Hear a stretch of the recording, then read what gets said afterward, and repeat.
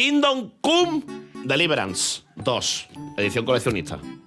Aquí está. Ah, remove esto y remove esto. Hace así. ¿Qué ha pasado? Qué cosa más guapa, tú. Espérate, que es que... Mira, aquí te viene una carta. Aquí te viene el juego. Tiene pelos. Voy a arrancar esto a lo cateto, ¿vale? Esto vamos a abrirlo. ¡Mamma mía! ¿Pero esto qué es? Una figura de... ¿Este es el Henry? ¿Este es el protagonista? Sí, sí, tiene toda la cara tonto el protagonista. El protagonista del Kingdom Come tiene una cara tonto. ¿A que sí? Es un actor real.